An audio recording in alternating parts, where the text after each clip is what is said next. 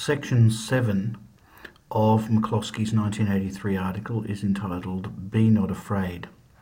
This section is really devoted to providing some preemptive counter-arguments to doubts or questions that the reader might have. So let's see what McCloskey has to say. So subsection A is entitled "The Alternative to Modernism is Not Irrationalism." I think the reason why McCloskey has started out with this is because when Paul Feyerabend brought out his book in 1975 entitled "Against Method," because of the intentionally controversial and provocative language that Feyerabend used, he was accused of being an irrationalist, of saying that anything goes, you could just do anything you like in science and it was all fine. And so this was, the charge was that this was allowing for an irrationalism or the collapse of rational thought and discourse. Now, it's arguable that Feyerabend meant nothing of the kind. He intended nothing of the kind by that. But it did become a kind of a powerful cliche that was used against Feyerabend to dismiss his work. I mean, he didn't help because he, in some sense, encouraged the cliches. But I think McCloskey is concerned to stave off this attack, which was launched on Feyerabend. So she says that rhetoric involves, remember this is not a quotation, unless it's in quotation marks. Rhetoric involves a wider range of argumentative strategies than modernism officially allows. But that doesn't mean that it allows complete nonsense. It doesn't mean that it allows one to be utterly irrational, to formulate self-contradictory premises and then deduce from that completely nonsensical conclusions, or just state that you've got certain conclusions that follow from the premises, but they obviously don't, that they violate even the most basic logical rules, for example. Rhetoric doesn't allow that. It does widen the scope of what's acceptable argumentation, but not to the point where it eliminates all standards or conventions entirely. And that goes back to the very, very beginning of the article, in which McCloskey defines rhetoric as disciplined conversation. Disciplined here being the key word. So rhetoric does allow in subjectivity. It does allow in moral judgments. It does allow in uncertainty. Okay? It does allow in a degree of, for example, intuition. But that's not necessarily a bad thing. After all, it is the reasoning that real human beings utilize. And in a sense, McCloskey is kind of saying, look, everyone just calm down. We can use the reasoning processes that normal people, reasonable people, use in everyday life, and that's okay. Goes on to say, and anyway, this strict notion of objectivity, where you eliminate any kind of subjective beliefs or subjective sources of information or personal moral values and so on, eliminating all those things in economics is it's overstated, because remember, one of McCloskey's points is that in fact economics really does use rhetoric already, but it's unacknowledged. So the claims to economics being entirely objective are overstated. It's not really as objective as is claimed. And even then, that objectivity is overrated anyway. So the only way we can say that rhetoric is irrational, right, by allowing in subjectivity and uncertainty, is by comparing that to modernist rules and using modernist rules as the gold standard. If you compare rhetoric to the gold standard of modernist rules, then yes, it kind of is irrational. But that doesn't mean that it's quote-unquote really irrational. It's just irrational according to an absurdly high and unrealistic and inhuman standard. In fact, that's the line that Paul Feyerabend himself took in defending his position. He would say, yes, my position is an example of irrationalism if irrationalism means giving up an absurdly unrealistic standard that no one utilises anyway. Part B, McCloskey titles, "The Barbarians Are Not at the Gates."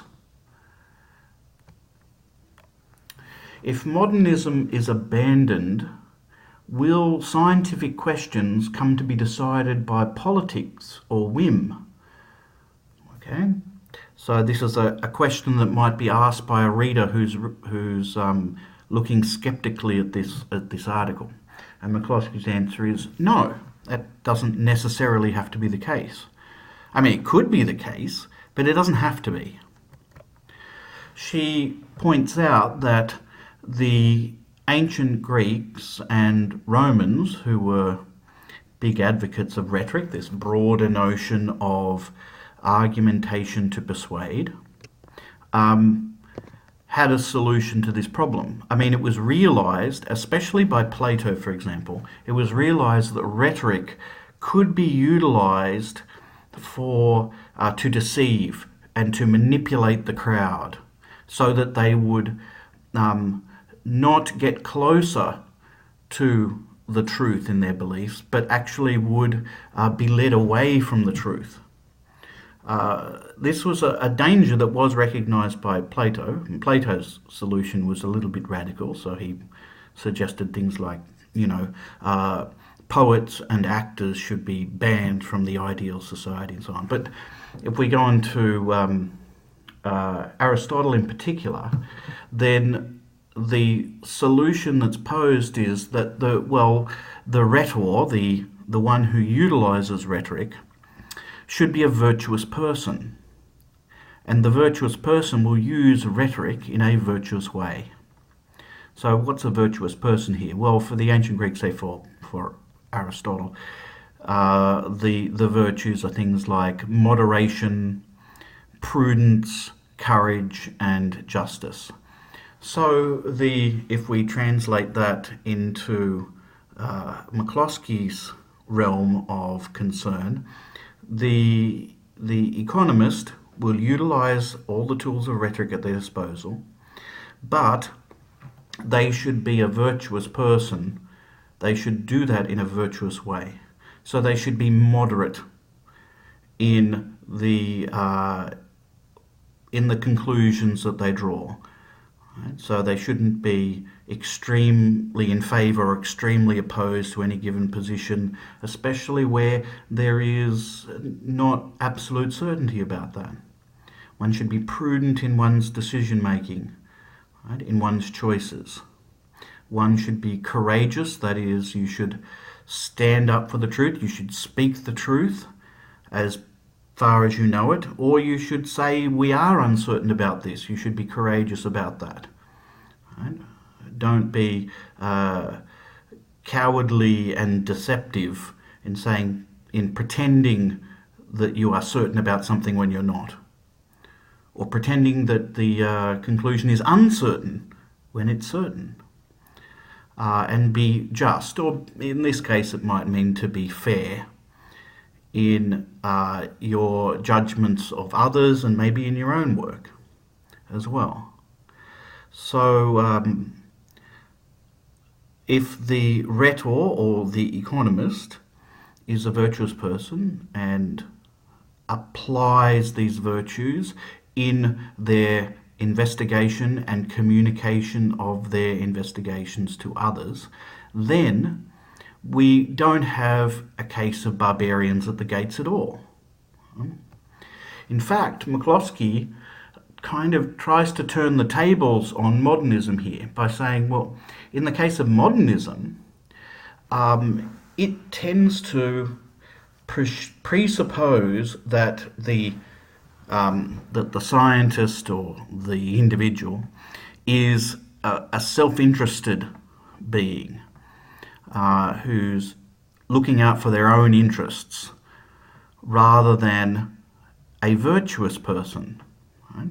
And presupposing that, modernism's solution to the problem is that you have to compel the scientist, who otherwise would not necessarily be interested in speaking truth or being fair or being moderate in their views and so on, you would have to impose rules on them, to constrain them, to make them behave properly. Okay? But McCloskey says this has a tinge of authoritarianism in it. You're imposing rules on people who are inherently, that is scientists and economists, who are inherently untrustworthy. She says, well, isn't it better to... Her alternative is superior to this. At least it sounds nicer anyway. That is, isn't it better to develop economists and others who are virtuous people so that they can be free to explore the world as scientists and as enlightened scholars, rather than being trapped by the chains of a methodological set of rules on the presupposition that the person otherwise would be a perhaps immoderate, imprudent, cowardly and unjust quote-unquote scientist. Part C. There is no good reason to wish to make scientific as against plausible statements. Okay. This seems a bit odd because McCloskey is not denying that economics is a science. So why is she saying this here?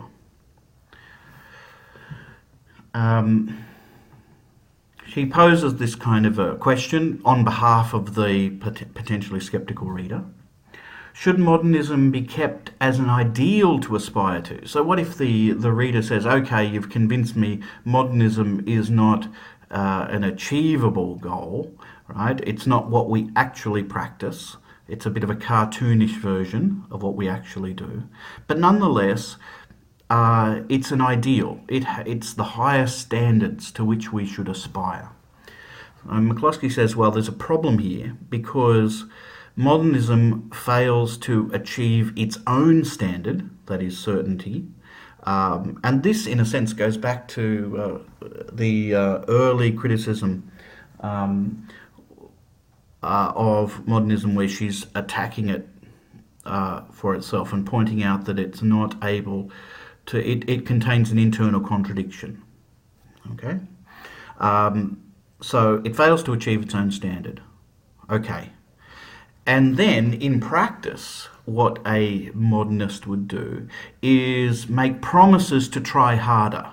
That is, so we're keeping this ideal and we'll try harder to strive harder to get to this ideal.